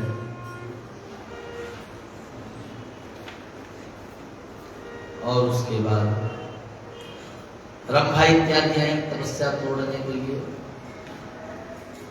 उनके उस चक्र को समझ गए, महाराज श्राप दिया, पाषाण प्रतिमा हो गई। फिर 1000 वर्ष की तपस्या पुनः प्रारंभ हुई, फिर से तपस्या की।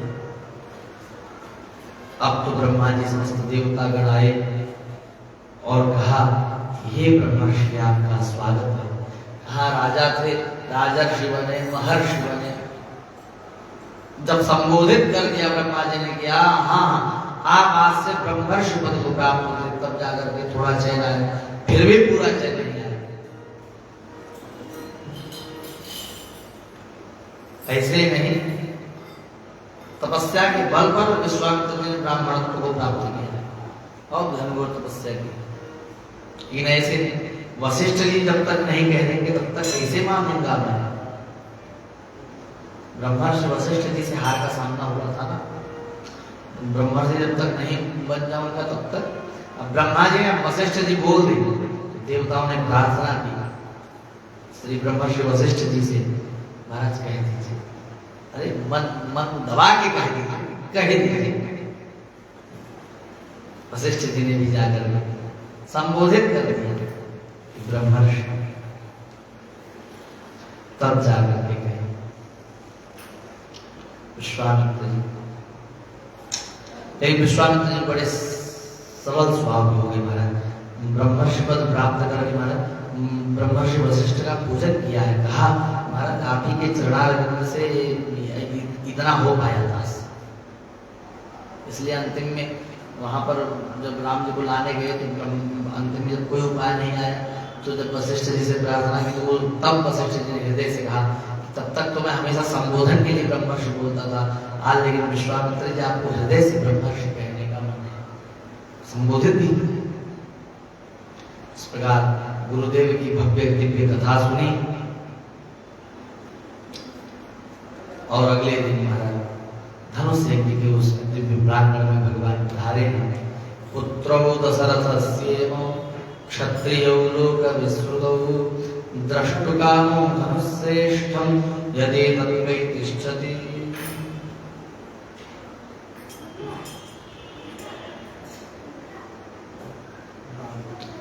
और इस प्रकार गए जनकपुर में आनंद ले रहे। बाबा तुलसीदास बड़ा सुंदर वर्णन करते हैं, पुष्प वाटिका में दर्शन हुआ है राम के दो दिव्य छटा का। सियावर रामचंद्र की जय। राम को देख करके जनक नंदिनी, राम को देख करके जनक नंदिनी, बाग में को खड़ी की खड़ी रह गई, बाग में को खड़ी की खड़ी रह गई। राम देखे सिया को सिया राम को, राम देखे सिया को सिया राम को, चारों अखियां लड़ी की लड़ी रह गई, चारों अखियां लड़ी की लड़ी रह गई। राम को देख करके जनक नंदिनी, राम को देख करके जनक नंदिनी, बाग में वो खड़ी की खड़ी रह गई, बाग में वो खड़ी की खड़ी रह गई। हे जनकपुर गए देखने के लिए, हे जनकपुर गए थे देखने के लिए, सारी सखियां झरोखों से झांकने लगी, सारी सखियां झरोखों से झांकने लगी। देखते ही नजर मिल गई प्रेम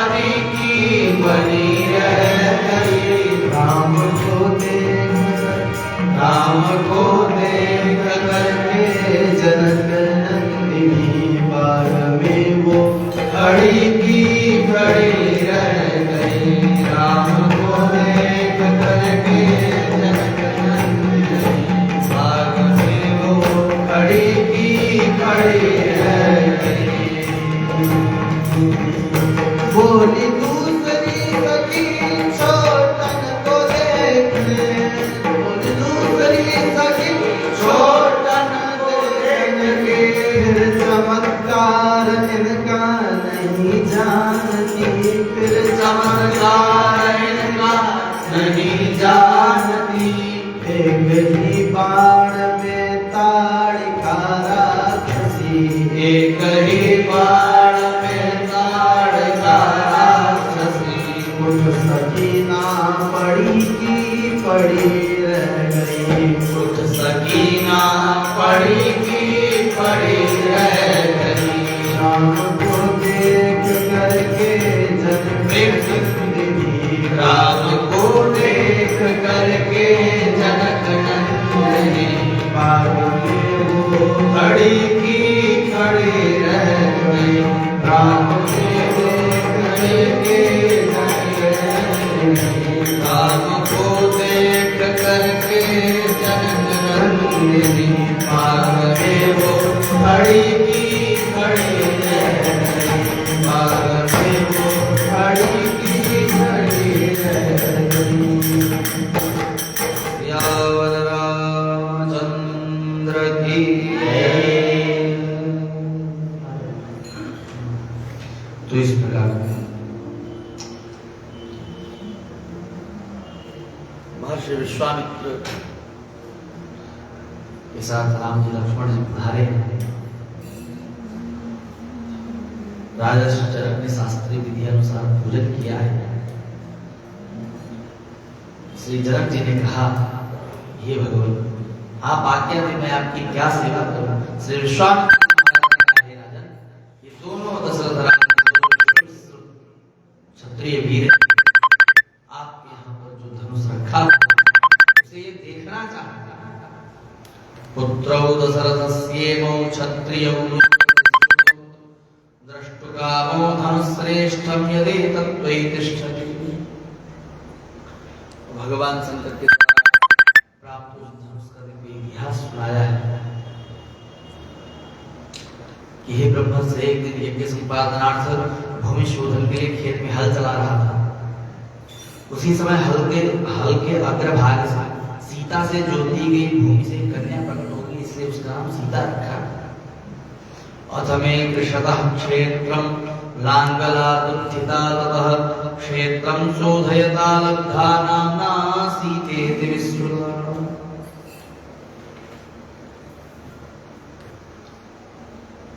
और जनक जी की एक और सी पुत्री है उत्पन्न हुई जिनका नाम उर्मिला होगा। तो जिस स्थल में सीता जी का प्राकट्य हुआ उसका नाम सीतामढ़ी है।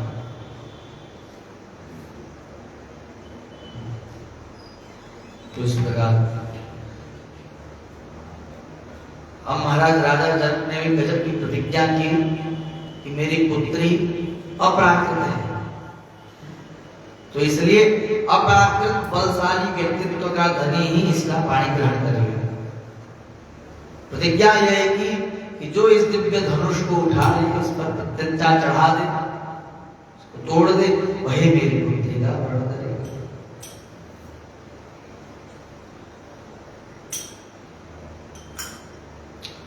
अब राजा जनक ने कहा,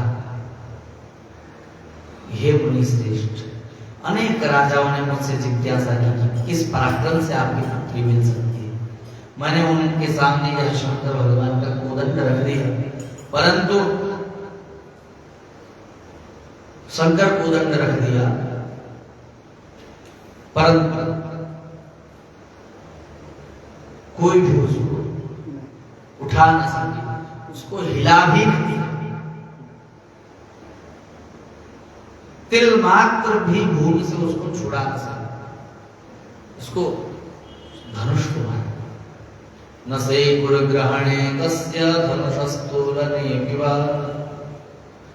और इस प्रकार अश्वल राजाओं ने पूरी मिथिला को घेर लिया। हमारा युद्ध के समस्त साधन समाप्त हो गए।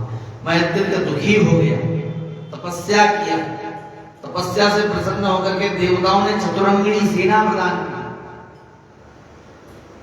तब जाकर फिर वे सब राजा मंत्री अपने अपने दिशाओं को भाग गए और कहा राजा जनक श्री विश्वामित्र जी महाराज से, हे गुरुदेव, अगर श्री रामचंद्र धनुष की प्रत्यंचा चढ़ा दे तो मैं स्वयं अति सौभाग्यशाली मानूंगा, कृतार्थ हो जाऊंगा। इनको तो देखते ही मन करता है वरण करूं।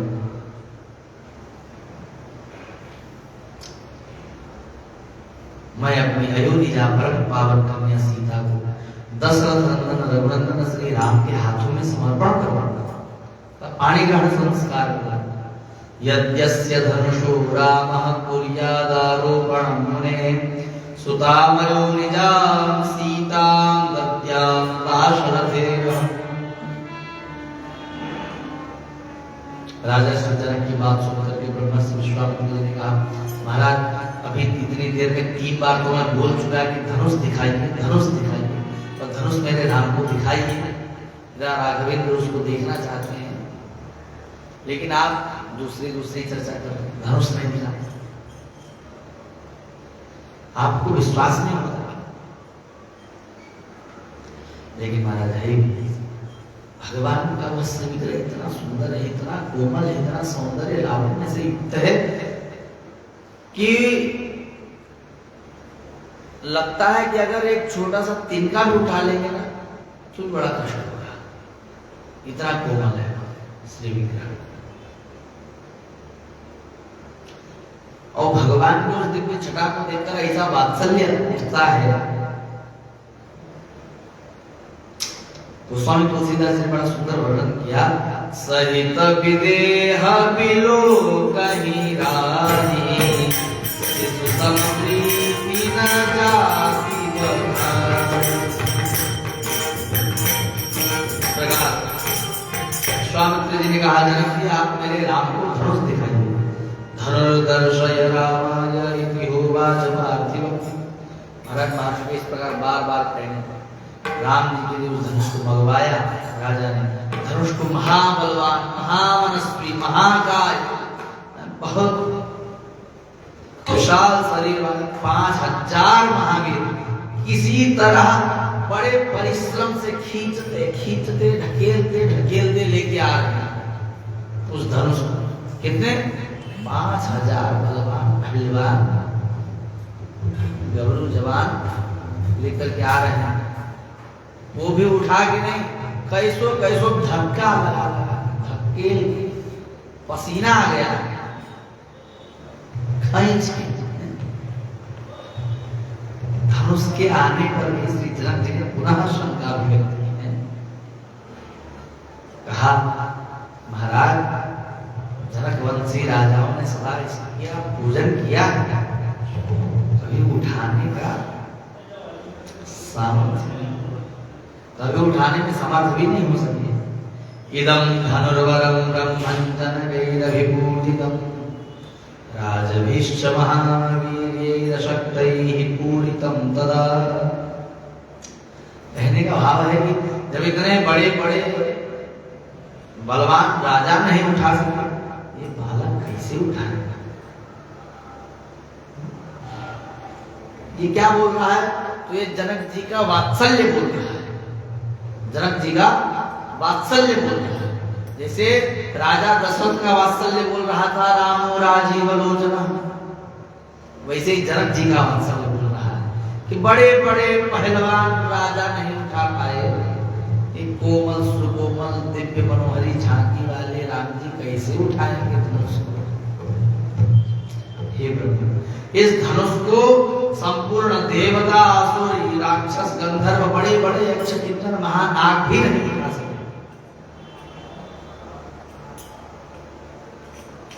अरे धनुष को खींचना, धनुष पर प्रत्यंचा चढ़ाना, वो तो बड़ी दूर की बात है महाराज, इसको हिला तक नहीं सके हैं।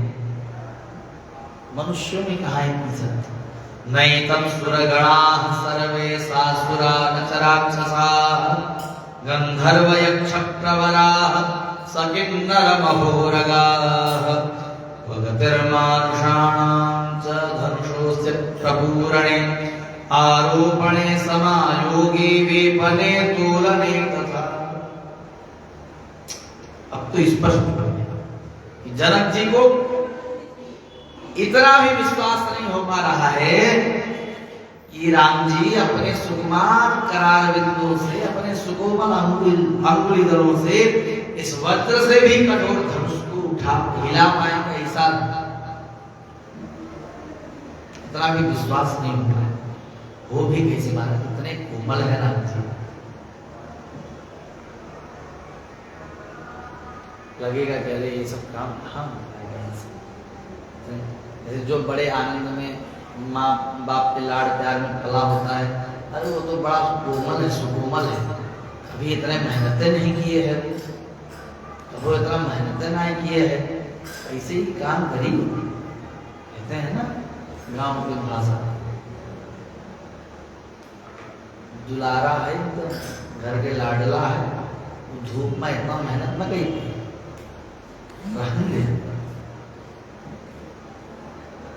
ऐसे राम जी का बड़ा सुंदर स्वरूप है, जो देखता है वो सोचता है कितने कोमल है, कूट कूट की सुंदर है। जनक जी का दोष नहीं है इसमें हमारे राम जी का जो रूप माधुर्य है ना, वही है ऐसा। विश्वामित्रः सरामस्तु श्रुत्वा जनक भाषितम् वत्स राम धनुः पश्य इति राघवमब्रवीत्। जब जनक जी की इतनी सारी बातों को सुना, महर्षि विश्वामित्र ने रामचंद्र जी से कहा, हे वत्स इस धनुष को देखो, देखो इसको, देखो समझो, स्पर्श करो, उठाओ, सज्ज कर दो, चढ़ा दो, राजर्षि जनक के समस्त स्नेह अविश्वास को नष्ट कर दो और इन्हें सुखी कर दो। सियावर रामचंद्र की जय। उठहु राम भंजहु भव चापा, मेटहु तात जनक परितापा। अब महाराज वीरेंद्र मुकुटामणि भगवान श्री रामचंद्र गुरुदेव की आज्ञा से आगे बढ़े, धनुष को देखा है भगवान ने, स्पर्श किया है,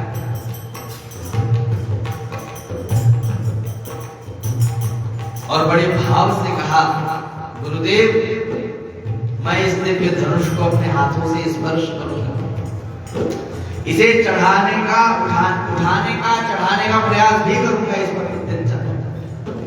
लेकिन कहीं प्रत्यंचा चढ़ाते हुए अगर यह टूट गया, तुम्हारा मुझे दोष मत दीजिएगा। इदं धनुर्वरं दिव्यं संस्पृशामि पाणिना, यत्नवांश्च भविष्यामि तोलने पूर्णे विवा। जहां महाराज भगवान के ऐसे शब्दों को सुना, राजर्षि जनक और ब्रह्मर्षि विश्वामित्र दोनों एक साथ एक स्वर में बोल पड़े, हाँ हाँ ठीक है, कोई बात नहीं, ऐसा ही करो। बाणमित्यब्रवीद राजा मुनिश्च समभाषत। कहे ठीक है, अगर तुम उठाकर चढ़ाओगे उस दौरान टूट भी गया तो भी कोई बात नहीं, चिंता नहीं, उठाओ। अरे महाराज इतनी बड़ी सभा, मतलब सभा लगी है, बड़े बड़े पहलवान बैठे हुए हैं, अपने आप को खूब बलवान है ऐसा समझने वाले बहुत सारे राजा लोग बैठे हुए हैं, पूरी वह सभा भरी पड़ी है महाराज। सब लोग एक एक बार प्रयास करते हैं, असफल रहे। राम जी उठे, गुरुदेव के चरणों में प्रणाम किया, गुरुदेव के चरणों में प्रणाम किया है। सब प्रजाजन एक टक निहार रही है, कहा क्या गति है भगवान, धीरे धीरे चाल में भगवान बढ़ रहे हैं। और जब धनुष के पास पहुंचे, प्रणाम किया है, बाबा भोलेनाथ का भी स्मरण किया है, और उसके बाद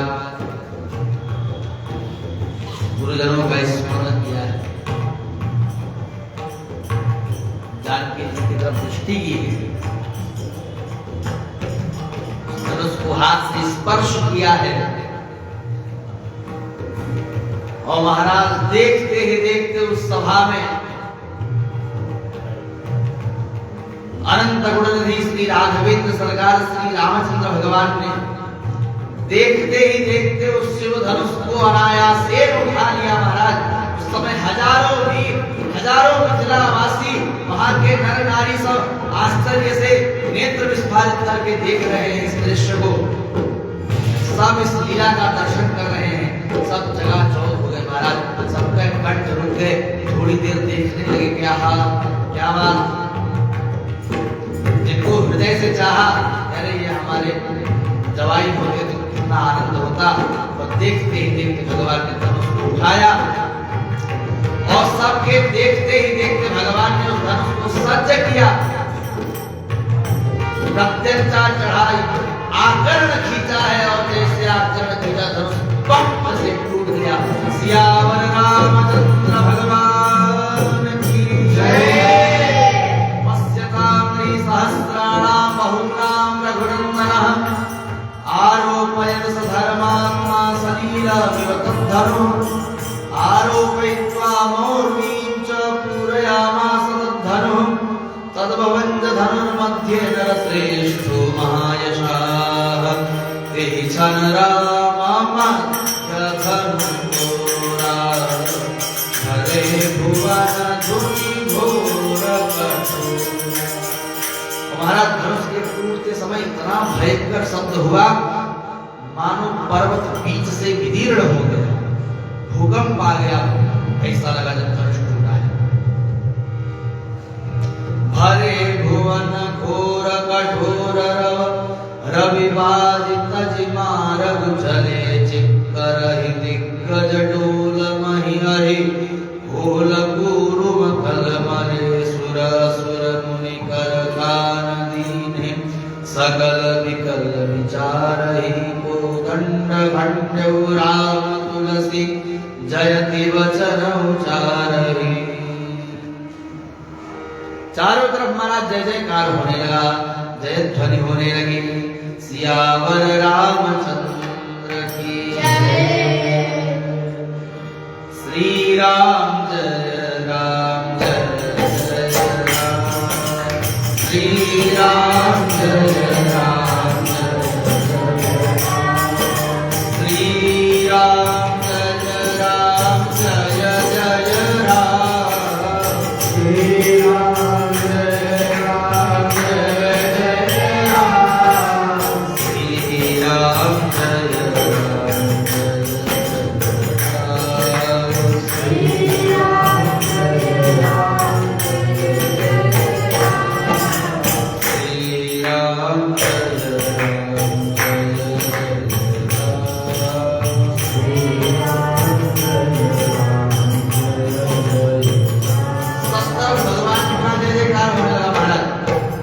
भगवान के उस दिव्य छटा को, उस शिव धनुष को बिना श्रम के ही स्पर्श से ही तोड़ी थी। रही भुवन भरी जय जय पारी धनुष भंग धुनिया मुदित कारी जहाँ नारी पंजमुरा शंभु धनुधारी। श्री राम जय राम जय जय राम, श्री राम जय राम जय जय राम। श्री रामचरितमानस में बड़ा सुंदर जयमाल का प्रसंग है। वाल्मीकि रामायण में तो श्री वाल्मीकि ऋषि ने अयोध्या निमंत्रण भेजा है, उसके बाद जयमाल प्रसंग का भजन भगवान को समर्पित करें। श्री सियावर रामचंद्र की जय। तो श्री तुलसीदास जी ने बड़ा सुंदर वर्णन किया है जयमाल प्रसंग का। गावहि छवि अवलोकि सहेली सिय जयमाल राम पुरवे महाराज कहते हैं मेरी प्राण प्रिया वीर शोक अयोध्या पुत्री सीता श्री दशरथ राज किशोर श्री राम को अपने पति के रूप में प्राप्त करके जनक वंश की कीर्ति वैजयंती का विस्तार करेगी। जनकाना कुले कीर्ति महर्षि सुता सीता भरता रमा साध्य राम दशरथात्मजम्। माता विवाह में चाहती है कि मेरी पुत्री धनी घर में ब्याही जाए जहां उसका पालन पोषण अच्छे से हो। कन्या रूपवान पति चाहती है और राम शब्द का अर्थ है लोकोत्तर सौंदर्य शरीर। राम शब्द से ही सीता जी की इच्छा पूर्ण हो गई। धनुष टूटने के बाद महाराज राजा जनक ने बद्धांजलि होकर के विश्वामित्र से प्रार्थना की है, हे भगवान यदि आपकी आज्ञा हो तो मेरे कुशल मंत्री श्री अयोध्या जी को जाएं, विनय पूर्वक प्रार्थना करें और निमंत्रण पत्र आमंत्रण पत्र भेजें और चक्रवर्ती राजा दशरथ को बुलाएं। इस प्रकार से प्रस्ताव किया और विश्वामित्र जी ने राजा के प्रस्ताव को तथास्तु कहकर के समर्थन किया है। उसके बाद महाराज विवाह की चकाचक तैयारियां चलने लगी हैं। तो राम विवाह के दिव्य महोत्सव का आनंद लेना है, दिव्य झांकी का दर्शन करना है। और आज राजा जनक जी के यहाँ से दूत समाचार निमंत्रण पत्र को लेकर के अयोध्या जी की ओर चले हैं। अब उनको पहुंचने में भी तो समय लगेगा, उनको पहुंचने में समय लगेगा। फिर वहां से बारात के साथ आएंगे, फिर चकाचक विवाह का दर्शन करेंगे। हम इसी के साथ आज की कथा को यहीं पर विश्राम करते हैं। भगवान के श्री चरणारविंद अपनी वाणी को समर्पित करता हुआ ये दास विदा लेता है। श्री सियावर रामचंद्र की जय।